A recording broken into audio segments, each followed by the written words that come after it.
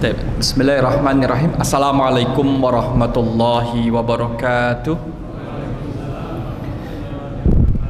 Alhamdulillah alladzi bi ni'matihi tatimmus shalihat. Asyhadu an la ilaha illallah wahdahu la syarikalah wa asyhadu anna Muhammadan abduhu wa rasuluh la nabiyya ba'dah. Allahumma salli wa sallim ala nabina wa rasulina Muhammad sallallahu alaihi wasallam wa ala alihi wa ashabihi wa man tabi'ahu bi ihsani ila yaumiddin. Amma ba'du. Jamaah rahimakumullah, kita masih dengan surah Asy-Syams, surah yang kemudian di dalamnya ada dua pembahasan yang kita sampaikan pada kesempatan kali ini, insyaallah berkaitan dengan an-nafsu dengan maknanya yang berbeda-beda dan juga kategorinya atau macamnya dan bagaimana kemudian mengendalikannya. Yang kedua adalah belajar dari kisah kaum Tsamud, kaum Nabi Soleh, yang kemudian mereka berakhir tragis dan sejarah menyebutkan tidak ada keturunan dari kaum Tsamud yang mereka yang membangkang pada waktu itu. Artinya di bumi hanguskan oleh Allah SWT dalam jumlah yang besar. Dan Allah tidak takut dengan apa yang Allah lakukan itu, tidak takut dengan akibatnya. Ini dua hal yang akan kita pelajari bersama pada kesempatan kali ini. Monggo Bapak Ibu cari tempat duduk yang enak, sandaran, syukur-syukur bisa ngantuk, gitu. Tahu-tahu udah selesai, alhamdulillah. Kayak tadi Jumatan gitu, tahu-tahu udah selesai. Jamaah rahimakumullah, a'udzubillahi minasyaitonirrajim. Wa nafsi wa ma sawwaha fa alhamaha fujuraha wa taqwaha. Wa nafsin, dan demi jiwa, wa ma sawwaha, serta penyempurnaan ciptaannya. Ini kemudian masih berkaitan dengan sumpah Allah di awal surah Asy-Syams. Nafs diartikan dengan jiwa, nafsu. Kalau nafsu diartikan dengan hawa nafsu. Kalau hawa nafsu dari hawa.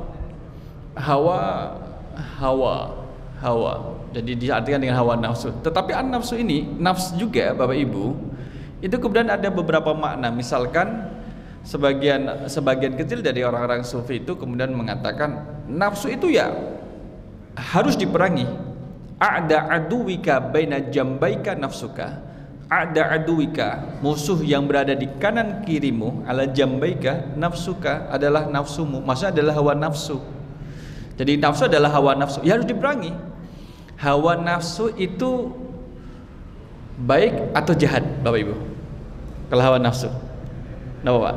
Hawa nafsu jahat apa baik? Oh gitu ya, kadang baik kadang jahat hawa nafsu. Berarti dia itu kemudian netral gitu. Artinya baik buruknya ya sama seperti misalkan kalau pegang pisau ini baik atau buruk, kan kemudian digunakan untuk apa dulu gitu. Ketika dalam tidak kejahatan maka menjadi alat atau barang bukti yang buruk ya dalam kejahatan.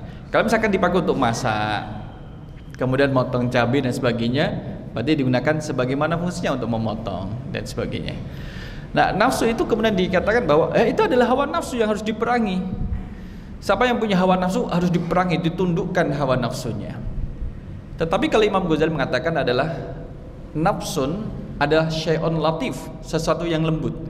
Maksudnya sesuatu lembut ini dia berada saking lembutnya hampir-hampir kemudian tidak bisa diwujudkan. Syai'un latif yang ada dalam diri manusia yang masih hidup. Jadi siapapun kita yang masih hidup berarti dalam diri kita ada nafsun. Ada nafsun. Maka diartikan dengan jiwa. Ada yang kemudian mengartikan nafsun dengan ruh, dengan nyawa. Kalau orang yang sudah meninggal ada nafsunnya enggak? Nafsu sudah enggak ada. Baik tidak ada nafsu yang bermakna hawa nafsu tadi, atau nafsu yang berarti dia adalah jiwa, itu sudah tidak ada. Maka nasihat bagi kita yang masih hidup, di dalam diri kita ada an-nafsu. An-nafsu itu ya, setiap diri kita, termasuk yang anak kecil Bapak Ibu. Anak kecil pun ada. Baik setiap yang terlahir kemudian juga ada an-nafsunya. Maka diartikan, ada yang mengartikan dengan jiwa, ada yang mengartikan dengan ruh ataupun nyawa. Kalau khodam ada nggak khodam? Cek khodam. Jadi khodam gitu, khodam. Ada nggak dalam dirinya khodam? Itu nanti kajian di akidah ya. Jamaah rahimakumullah, wa nafsin, dan demi jiwa, wa ma sawwaha, serta penyempurnaan ciptaannya. Jadi kita ini diciptakan oleh Allah dalam keadaan yang sama antara satu dengan yang lain. Baik Pak Dani, Pak Ali dan sebagainya itu sama dengan kita. Dalam diri kita ada an-nafsu. Jadi tidak berbeda-beda. Nah, tadi Imam Ghazali menyebutkan bahwa nafsu itu syai'un latif, sesuatu yang lembut yang ada dalam diri seseorang. Dia ada kalanya baik, ada kalanya jahat. Maka Allah dalam ayat yang ke-8 surah Asy-Syams, fa'alhamaha fujuraha wa taqwaha. Fa bermakna segera, lalu dalam waktu yang singkat, tidak lama. Setelah Allah menciptakan kemudian manusia, kemudian ada an-nafsu di dalamnya, maka kemudian Allah segera mengilhamkan, menunjukkan kepada an-nafsu itu fujuraha, perbuatan-perbuatan yang jahat, wa taqwaha, dan takwa, perbuatan yang baik. Jadi kita Bapak Ibu, secara fitrahnya manusia itu kemudian bisa menilai ini baik, ini buruk bagi saya. Secara fitrahnya. Jadi fitrah manusia itu cenderung pada yang baik, fitrahnya Bapak Ibu. Jadi kalau misalkan ada dua benda, satu kotor, satu bersih, kita fitrahnya manusia cenderung pada yang kotor atau yang bersih? Yang bersih. Ada makanan yang gosong sama yang tidak gosong. Fitrahnya manusia suka yang mana? Yang tidak gosong. Kemudian itulah fitrahnya manusia. Misalkan ada dua permen, satu kemudian dibuka, yang satu masih tertutup, taruh di atas tanah, itu ambil salah satu permen, ambil yang masih terbungkus atau yang sudah terbuka, terbungkus. Itu fitrahnya manusia. Jadi kita, fitrahnya kita itu identik dengan yang baik-baik. Itu fitrahnya. Maka sebagai jawabannya, qad aflaha man zakkaha, qad sungguh aflaha, beruntunglah man, orang yang zakkaha, menyucikan jiwanya itu.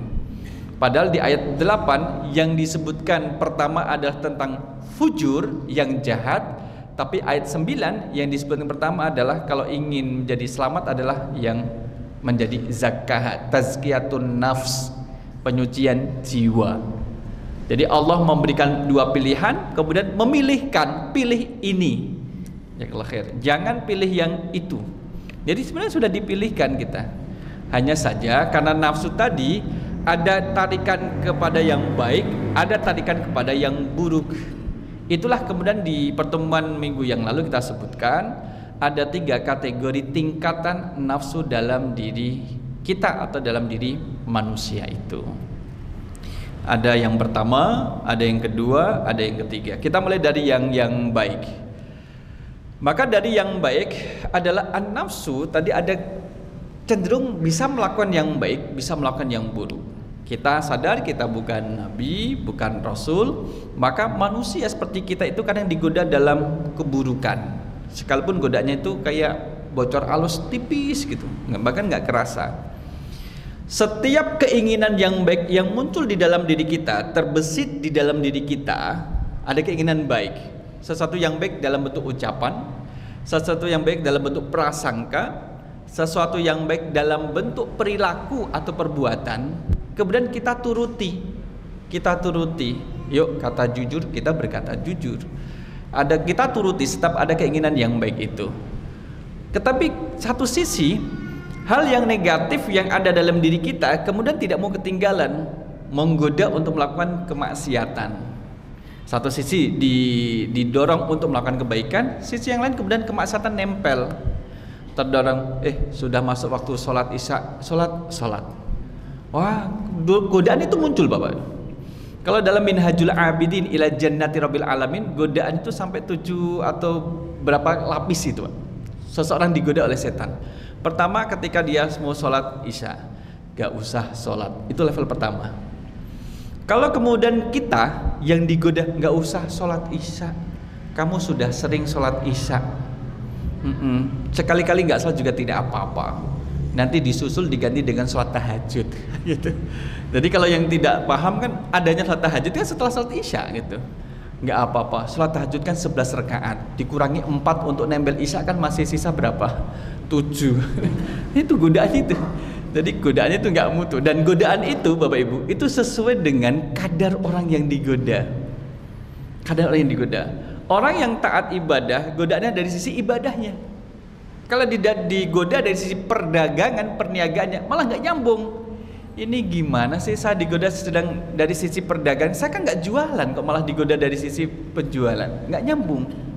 Maka kita akan digoda sesuai dengan kecenderungan kita masing-masing. Kayak AI gitu Bapak Ibu, kecerdasan buatan itu yang biasa buka media sosial. Kalau misalkan kita buka terkait dengan update serangan Hamas ke Israel, itu nanti akan dihadirkan video-video itu. Ibu-ibu misalkan yang buka kuliner, itu nanti kalau buka YouTube lagi hari berikutnya, itu kuliner-kuliner yang dihadirkan. Jadi didesain seperti itu. Kalau misalkan Pak Dani suka nonton selawatan, itu nanti juga selawatan, terus ditinggal tidur. Itu artificial intelligence. Kita digoda sesuai dengan kecenderungan kita. Kita sukanya apa? Kecenderungan apa? Biar nanti masuk matok itu. Nah, ketika kita melakukan kebaikan sholat tadi, digoda, gak usah sholat. Loh, saya kan seorang muslim. Godaannya kan tadi menjadi runtuh. Maka muncul lagi, ya sudah sholat. Sana lo sholat biar dilihat sama orang lain.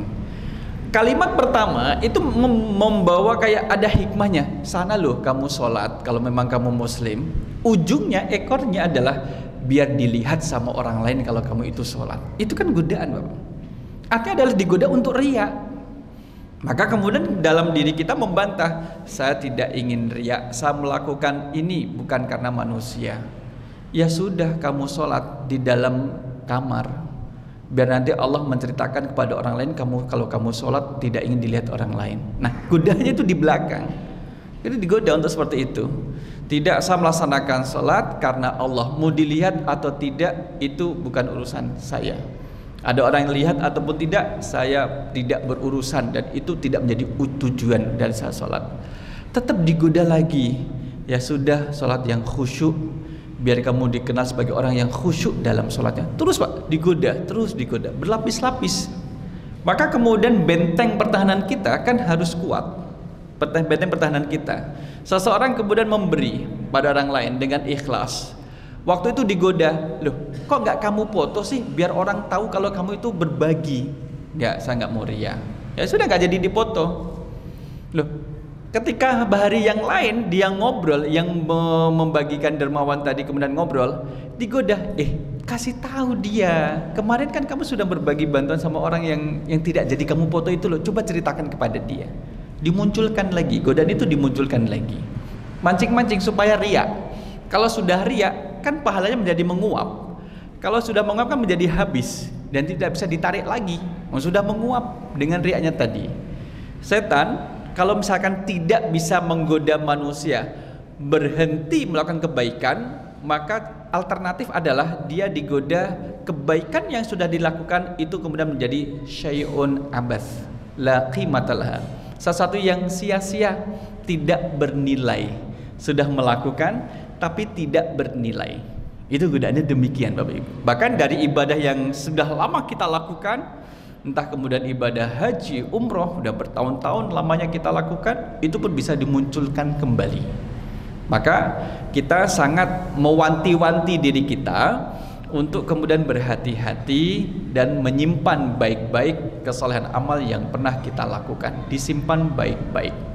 Nah, bagian yang pertama dari nafsu ini adalah nafsu yang ketika ada tarikan melakukan kebaikan bergegas melakukannya. Tetapi kalau ada kemudian nafsu mengajak kepada kemaksiatan, maka dia bergegas untuk menjauhinya. Tipe orang yang memiliki nafsu seperti yang pertama ini, maka disebut dengan nafsul mutmainnah. Maka diartikan dengan jiwa yang tenang. Jadi nafsul mutmainnah, ketenangannya melakukan kebaikan dan menjauhi kemaksiatan. Dua hal ini dilakukan beriringan. Kalau hanya melakukan kebaikan dan masih melakukan keburukan, tidak memberikan ketenangan. Kalau hanya meninggalkan maksiat tapi tidak mengerjakan perintah, tidak memberikan ketenangan. Dua-duanya menjadi satu kesatuan. Kalau ditinggalkan salah satu, maka sudah berubah lagi. bukan menjadi nafsul mutmainnah, tapi menjadi nafsul lawwamah. Nafsul lawwamah adalah jiwa yang tercela. Ketercelaannya karena masih bermaksiat. Ya, dia melakukan perintah, iya, tapi kemudian masih bermaksiat, itu tercela, Bapak Ibu. Sama seperti suka apa-apa Ustaz, saya juga punya khodam, tapi saya kan masih sholat. Dia punya jin khodam, tapi kemudian masih sholat. Khodam itu apa tuh Pak? Cek khodam. Yang sekarang lagi viral apa spiral atau apa itu? Jadi khodam itu cek khodam. Loh, ada di sini. Ini. Jadi tarikan itu godaan sesuai dengan apa yang sedang berkembang. Kalau anak-anak muda, jika kemudian ya tidak hanya muda, yang sudah berusaha juga demikian. Cek khodam, khodamu apa? Maksud saya adalah dalam kesempatan singkat ini, Bapak Ibu jangan terkecoh untuk menulis di media sosial TikTok, kemudian ada live cek khodam.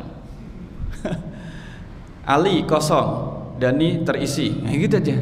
Kemudian Gifar kosong. Kemudian jadi yang terisi itu kemudian terus penasaran, chatting lagi, terisi apa?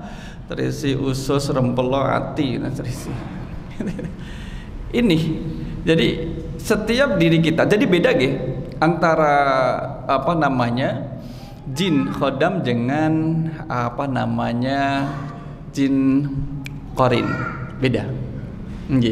Jin korin sama jin khodam itu beda. Dulu six pack, sekarang sudah jadi one pack perutnya. Di sini kan ketik apa, cek khodam kamu, ini masukkan nama. Ini tulis tadi kok Nur, tapi bukan Talkis Nur, bukan. Tak pastikan bukan nama Talkis Nur. Jadi beda antara jin khodam dengan jin korin. Kalau setiap kita itu memiliki jin korin, jangankan kita, Nabi pun ada. Maka Nabi kemudian menjelaskan kepada sahabat, setiap yang terlahir itu kemudian ada jin yang nempel pada dirinya. Bahkan engkau ya Rasul, termasuk juga saya.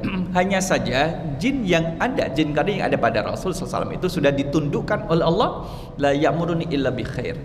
Tidak akan memerintahkan Rasul kecuali yang baik-baik, tidak akan mempengaruhi Rasul kecuali yang baik-baik saja. Nah, kalau jin korin kita ya tergantung situasi dan kondisi. Itu jin korin nempel, jadi dia nempel plek gitu. Jin khodam itu kemudian nempel pada seseorang berdasarkan dari perjanjian dan kesepakatan. Ada kontrak atau bahasa kita adalah ada MOU-nya, kemudian melahirkan MOE gitu. Kalau sudah ada kesepahaman, gimana? Misalkan manusia dengan jinnya, jin masuk ya, masuk gitu, masuk dalam dirinya. Jadi pelayan, khodam itu artinya adalah pelayan. Maka jin ini akan melayani manusianya. Tapi gimana? Saya bantu urusanmu, ya kamu harus ngasih sesuatu lah. Kan tidak ada istilahnya mana. Nah, tidak ada mana ada makan siang gratis, nggak ada. Kalau jin khodam bantu manusia, maka manusia dituntut melakukan apa yang harus dilakukan untuk jin khodamnya. Entah bakar kemenyan kecilnya, entah kemudian apa malih, nyembelih binatang dengan karakteristik. Cari ayam yang hitam, bulunya hitam, kulitnya hitam, kakinya hitam, kalau ketawa lidahnya hitam. Ada Pak ayam cemani? Kalau ketawa ya lidahnya warnanya apa? Dan giginya hitam. Ibu-ibu pernah lihat gak giginya ayam itu? Maka kalau jin khodam ini, jin khodam adalah dia akan meminta sesuatu. Jin korin ini yang menyebut manusia ketika pertama kali dilahirkan, dan terus ada sampai manusia itu meninggal. Tapi keenaan ini, kalau khodam itu dapat memberikan bantuan kepada manusia, tapi tidak gratis. Nah, agar seseorang bisa memiliki jin khodam, maka harus dilakukan suatu ritual. Nah, pembahasan kita kaitannya dengan nafsul lawwamah adalah orang yang punya jin khodam sekalipun dia sholat gak ngaruh Pak, gak ngaruh. Maksudnya tidak mempengaruhi jin yang ada dalam dirinya kemudian menjadi panas, enggak, karena mereka sudah punya MOU. Orangnya itu menjadi bahasanya ridho, rela, bersedia untuk ditempati sebagai tempatnya jin khodam. Baca Al-Quran enggak ngaruh, enggak kepanasan gitu, karena dia bersepakat. Kecuali kemudian yang diganggu, orang ini tidak mau berinteraksi dengan jin, kemudian diganggu oleh jin yang menawarkan diri sebagai khodam, maka kemudian bisa kemudian dibantu dengan ruqyah. Itu kemarin ada yang WA saya, bang, gitu, bang saja. Enak aja tak blokir. Jarang-jarang ada yang manggil saya bang. Emang saya abangmu. Adik saya jadi tidak pernah manggil saya bang, itu sudah macam-macam. Nanti kemudian bang, sudah sarapan pagi belum? Boro-boro. Istri saya jarang tanya. Blokir, itu sudah awal-awal yang tidak baik. Itu nanti kemudian meremen yang lainnya. Nah, nafsul lawwamah, jamaah rahimakumullah, kalau nafsul lawwamah itu adalah di dalam diri manusia ada kebaikan, melakukan kebaikan, tapi juga ada keinginan melakukan kemaksiatan. Nah, saat kemaksiatan itu dilakukan, itulah menjadi tercela, ketercelaan seperti itu. Tetapi sekalipun itu terjadi, Allah tetap memberikan kesempatan kepada kita manusia untuk membersihkan dari ketercelaan perilaku yang dilakukan.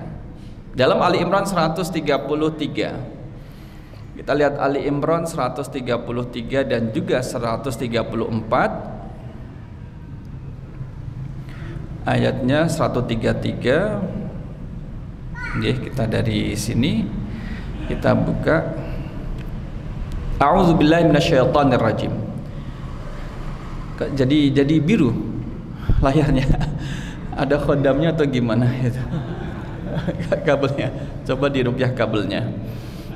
Wasari'u ila maghfiratin mir rabbikum wa jannatin 'arduhas samawati wal ardu 'iddat lil muttaqin. Ini kan perintah untuk bergegas mencari ampunan Allah. Karena dalam diri kita masih ada ruh, ada nyawa, maka orang itu kayak fluktuatif ya, naik turun. Al-imanu yazidu wa yanqus. Ini adalah sifat-sifat orang yang bertakwa, alladzina yunfiquna fis sarra'i wad dharra, yaitu orang yang selalu berinfak baik di waktu lapang maupun sempit. Wal kadhiminal ghaidha, orang-orang yang mengendalikan kemurkaannya, amarahnya. Wal afina anin nas, dan orang yang memaafkan kesalahan orang lain. Wallahu yuhibbul muhsinin, Allah cinta terhadap orang-orang yang berbuat baik. Ini ayat 135. Walladzina, orang-orang, demikian juga orang-orang yang idza fa'alu fahishatan, apabila mengerjakan perbuatan keji, au zalamu anfusahum, atau menzalimi diri sendiri. Bagaimana menzalimi diri sendiri? Perbuatan keji fahisha adalah dosa besar yang akibatnya tidak hanya menimpa diri sendiri tetapi juga menimpa orang lain, seperti zina. Tidak hanya kembali pada pelakunya, dampaknya pada keluarga pelaku juga iya, pada masyarakat juga iya. Ini orang Semarang agak terkenal sekarang. Karena siapa? Ketua KPU, mantan ketua KPU. Ini dari sini mulai terkenal. Sebelumnya adalah Sukolilopati. Sekarang ini dampaknya tidak hanya pada pelakunya, tetapi kemudian orang-orang berada di sekitarnya. Nanti meremen sampai khutbah Idul Adha. Di mana tempatnya, meremen nanti dia alumni sekolah mana ya, gitu. Nanti di situ muncul dan sebagainya. Dan juga riba juga memberikan dampak pada orang lain. Auzalamu anfusam zakarullah fastaghfaru lidzunubihim, mereka segera mengingat Allah lalu memohon ampunan atas dosa-dosanya. Fastaghfaru lidzunubihim, maknanya Bapak Ibu, ketika kita sudah menahan diri dari berbagai macam bentuk kemaksiatan, baik maksiat hati, maksiat lisan, maksiat anggota badan, sudah hati-hati, masih tergelincir, Allah masih beri kesempatan kepada kita untuk bertobat. Itu kesempatan masih ada. Sampai kemudian matahari terbit dari barat. Kalau sudah terjadi hari kiamat, maka pintu tobat tertutup. Yang kedua, kalau nafas sudah berada di tenggorokan, malam ya gur-gur. Kalau nafas belum sampai tenggorokan, maksudnya adalah belum kritis, kalau orang itu bertobat, Allah terima. Tapi kalau sudah kritis, nafas di tenggorokan, nggak bisa bertobat, Allah tidak terima tobatnya. Jadi selama ini kemana? Sebagaimana tobatnya Fir'aun ketika sudah mau mati tenggelam baru tobat. Dan itu ada di dalam hadis Nabi sallallahu alaihi wasallam. Wa may yaghfirudz dzunuba illallah, dan siapa lagi yang dapat mengampuni dosa-dosa selain Allah, walam yusirru ala ma fa'alu wa hum ya'lamun. Mereka pun tidak meneruskan apa yang mereka kerjakan atau perbuatan dosa itu sedangkan mereka mengetahuinya. Nah, ini ketika nafsu yang ada dalam diri kita mempengaruhi dalam kemaksiatan, tergelincir pada kemaksiatan, segera kembali. Maka taubat dari kata tabayatubu, taubatan bimana roja'a yarji'u, kembali. Orang yang taubat adalah orang yang kembali. Orang yang maksiat berarti dia tergelincir dari garisnya, dari jalur yang harus dia lewati yang sebenarnya. Penjelasannya yang ketiga adalah nafsul mutmainnah, jiwa yang tenang. Nafsul lawamah adalah jiwa yang tercela. Yang ketiga adalah lebih parah dari yang kedua, ammaratum bisu, adalah jiwa yang selalu memerintahkan pada kejahatan dan keburukan. Tiap hari itu maksiat. Aduh, hari ini kok agak capek ya. Kenapa? Oh iya, belum maksiat. Jadi maksiat itu kayak minum pil itu, sehari 3 kali maksiat, nanti maksiat lagi. Maka kata ammaratun itu dari kata amara ya'muru. Amara bi, al-amru bil ma'ruf, kan ada ya'muruna bil ma'ruf. Jadi amara ya'muru itu kan perintah ya. Kalau amirun adalah yang memerintahkan. Jika yang selalu memerintahkan itu terus menerus memerintahkan, maka menjadi siganya adalah mubalaghah. Ammaratun fa'alatun, ammaratun bisu'i, selalu memerintahkan kepada yang buruk. Jadi kita boleh jadi terganggu untuk melakukan kemaksiatan. Kalau kita masih terganggu, belum terlaksanakan, belum tertulis sebagai dosa. Tapi kalau sudah terlaksanakan, terbukti dengan apa yang terbesit di dalam hati untuk dikerjakan, baru tertulis sebagai satu kejahatan. Kalau kita berniat yang baik, melakukan kebaikan, betul-betul berniat akan melakukan, tidak sampai terlaksanakan, sudah dapat pahala. Kalau terlaksanakan, disempurnakanlah pahalanya tadi. Jadi enak, oh enak, berarti enak gitu Ustaz. Enak berniat melakukan kebaikan, dapat 10 kebaikan. Kalau melakukan kemaksiatan 1, dosanya 1. 10 kurangi 1 sisa 9. Itu hitungannya tidak seperti itu. Akan tetapi idza adnaba ibnu Adam, ketika anak Adam itu kemudian melakukan perbuatan dosa, Allah berikan nuktatus sauda ala qalbi, ada bintik hitam di atas hatinya. Sebagai ilustrasi, kalau ini adalah hati, satu kemaksiatan, satu bintik hitam. Maksiat lagi hitam, berbohong hitam, melanggar lampu merah lampu merah tilang ya. Jadi kemudian karena banyak maksiat, bohong, menipu, berkhianat, kemudian mengambil barang orang lain, berdusta, itu kemudian menjadi hitam. Nah, di saat hati ini sudah tertutup dengan noda-noda hitam, maka dia kemudian berkurang. Fungsi fitrahnya itu berkurang. Untuk memilih yang baik itu berkurang. Sudah tidak peka lagi. Diberi kebaikan menjadi enggak respon karena sudah terbiasa dengan kemaksiatan. Kemudian diajak sholat, biasa sholat. Yang penting nyambut gawe. Diajak napa malih, ayo melu pengajian, pengajian. Ndongake wong cerita ngopo. Mendingan cangkruan dan sebagainya. Jadi nggak mempan. Tetapi sekalipun kondisi hati manusia itu penuh dengan noda hitam, ron dalam Al-Quran, seperti hati yang kemudian tertutup noda hitam, jika dia itu mau beristighfar dan bertobat, itu runtuh Bapak Ibu. Hitam ini akan runtuh, noda-noda hitam akan runtuh dan menjadi sofala, menjadi bersih hatinya karena dia istighfar, memohon ampunan kepada Allah SWT. Artinya kita kan sudah dikasih kesempatan yang luas untuk bertobat. Kesempatan yang luas untuk bertobat. Jika tidak digunakan, maka tidak ada ampunan. Allah nggak mau ngampuni, karena dia tidak mau meminta ampunan kepada Allah ketika di dunia. Gimana di akhirat Allah mau mengampuni? Meskipun tangis gulung-gulung. Gulung-gulung itu apa Pak? Nangis gulung-gulung. Meskipun nangis gero-gero. Gero-gero apa Pak? Guru-guru itu sampai teriak-teriak, meraung-raung itu nangisnya. Karena kesempatan tidak digunakan. Itu 3 jenis nafsu tadi. Di tempat lain, di sini kemudian dikisahkan.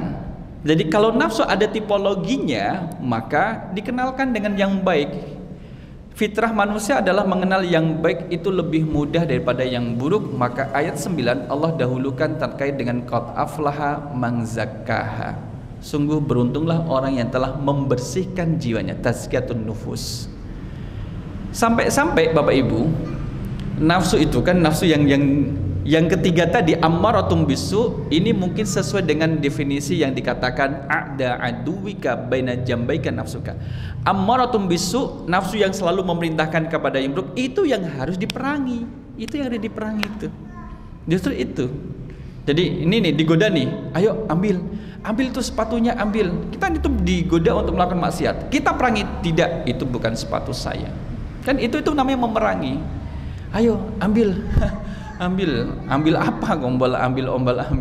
Yang diambil apanya dulu kan gitu. Karena nafsu buruk itu kemudian lihat situasi dan kondisi.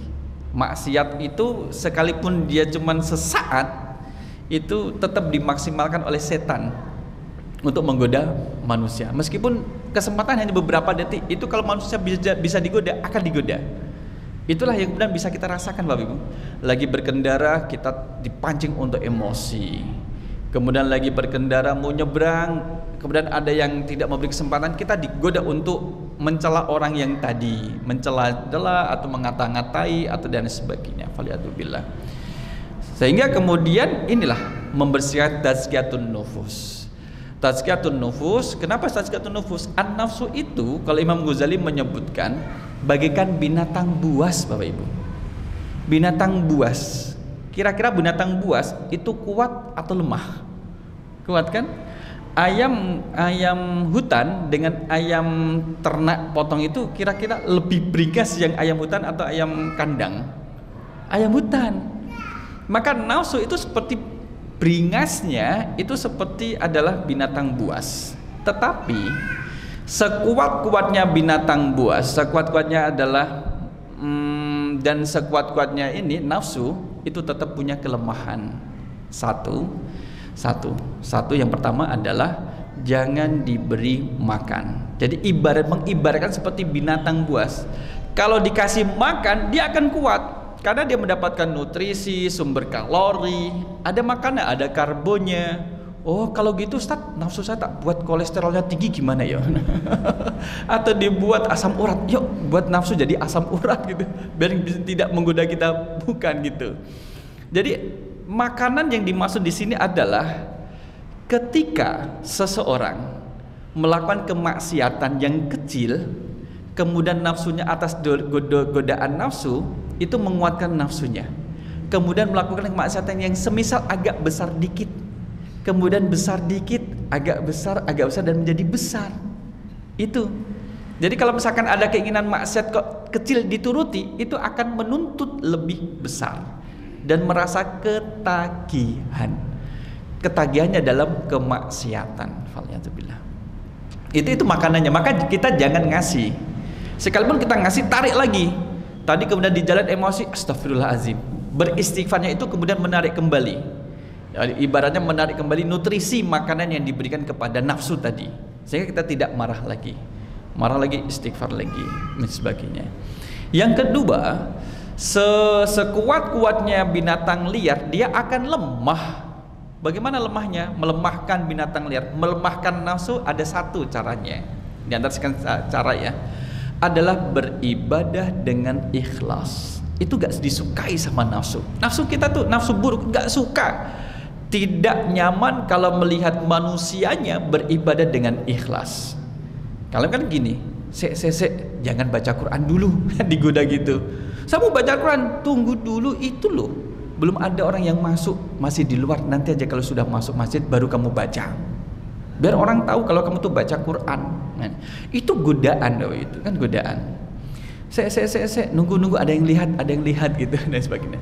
Beda kalau misalkan kita nyumbang ini kenapa ada orang mantu mantenan kita nyumbang kasih nama misalkan talkis. Kenapa dikasih nama? Pengen ria ya? Bukan, sebagai identitas. Terkadang ada yang kemudian sumbangan dari siapa? Oh, talkis ditulis 1.500.000. Jadi ketika nanti talkis ini kemudian nikahkan anaknya dikembalikan 1.500.000 gitu. Jadi itu sebagai identitas. Kadang dikasih kemudian kartu nama, itu identitas. Bukan kayaknya sih bukan maksudnya ria gitu. Atau nyumbang pakai kertas ditulisi aku ngutang sik ya sakjane nyumbang 100 tapi aku utang sik. Dimasukkan. Ada kemudian was, ayo jangan pulang dulu, kita harus makan. Nyumbangi 200, suami istri 2 anak diajak sama ponakannya sekalian. Nggak apa-apa, yang punya gawe kan sedekah, silahkan makan, silahkan dinikmati gitu ya. Nah jamaah rahimakumullah, jadi beribadah dengan ikhlas itu sesuatu yang memberatkan bagi nafsu. Ibaratnya kalau kita tidak mampu mematikan nafsu jahat, potensi nafsu jahat yang ada dalam diri kita, setidaknya kita itu melemahkan. Karena kalau masih hidup nggak bisa dihilangkan nafsunya, karena kita masih hidup, dilemahkan. Cuman kemudian percikan kecil, kalau api itu percikan kecil dan tidak jadi api, kita digoda, kemudian kita tidak turuti, itu marah tuh, itu ambil satu itu makan aja itu. Ada tester bakpia misalkan, udah makan aja, suruh makan. Padahal kalau tidak dipersilakan kan menjadi tidak halal. Kalau misalkan kita tidak izinkan tidak menjadi halal. Oh biasa. Nah itulah pembiasaan dalam keburukan itu yang menjadi jahat. Yang ketiga, jamaah rahimakumullah, di sini kemudian adalah menggunakan doa. Jadi pertama jangan turuti, jangan memberikan nutrisi makanannya. Kemudian yang kedua adalah beribadah dengan ikhlas. Yang ketiga adalah tetap berdoa, ya kan? Maka warwa Ibnu Abi Hatim an Abi Hurairah qala sami'tu Rasulullah sallallahu alaihi wasallam yaqra'u fa'alhamaha fujuraha wa taqwaha. Maka Allah mengilhamkan kepadanya itu fujur dan juga takwa. 2 hal, fujur dan takwa. Nah, qala ketika Rasulullah sallallahu alaihi wasallam membaca ayat ini, ayat ke-8 dari surah Asy-Syams, Rasul kemudian berdoa, Allahumma ati nafsi taqwaha wa zakkiha anta khairu man zakkaha anta waliyuha wa maulaha. Allahumma ya Allah, ati nafsi, berikanlah kepada jiwaku takwaha, ketakwaannya. Jadi minta ditakwakan, jiwanya itu ditakwakan, ya kan? Fa'alhama fujurah wa taqwaha, takwanya itu yang kita mintakan kepada Allah. Wa zakkiha, dan bersihkanlah dia ya Allah. Anta khairu man zakkaha, karena engkau ya Allah sebaik-baik zat yang membersihkan nafsu itu.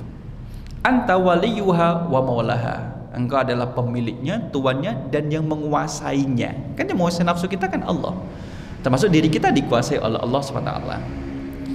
Kalau riwayat dari Imam Ahmad dari Aisyah radhiyallahu anha faqadatin Nabi sallallahu alaihi wasallam min madja'ihi. Suatu malam Aisyah radhiyallahu anha itu kehilangan Nabi dari tempat tidurnya. Gitu. Ibu-ibu sering memeriksa bapak dari tempat tidurnya. Dicek, oh, enggak ada bapak itu. Kemudian dicari. Alhamdulillah bapak ngilang gitu. Ngilang, tidurnya jadi tenang. Ini kemudian kan malam, kalau malam gelap, enggak ada lampu. Enggak ada lampu. Fala masathu biyadiha. Kemudian dicari, bahasan dah nyari-nyari, ketemu tangan Aisyah bertemu dengan salah satu anggota Nabi, anggota tubuhnya Nabi SAW. Ada yang menyebutkan dia adalah kakinya. Fawaqat alaihi wa huwa sajid. Ketemu kakinya, ternyata Rasul sedang bersujud. Nah, hadis ini juga selain membahas nafsu, itu kemudian membahas bahwa kalau suami istri dalam keadaan berwudu bersentuhan tidak membatalkan wudu, sebagaimana Sayyidah Aisyah kemudian memegang kakinya Nabi di saat Nabi SAW sedang sujud dalam sholatnya, gitu.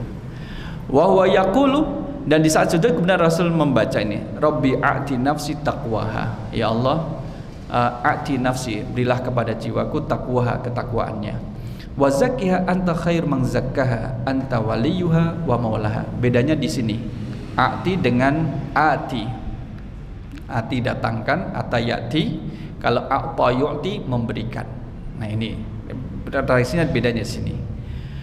Kemudian juga Warwah Imam Ahmad dan Muslim an Zaid bin Arqam qala karena Rasulullah sallallahu alaihi wasallam yaqulu Allahumma inni a'udzubika minal ajzi wal kasali. Ya Allah, sesungguhnya aku berlindung kepadamu ya Allah minal azzi, dari sifat lemah, wal kasal, dan malas. Ini kalau misalnya Ustaz, bagaimana doa semangat ini?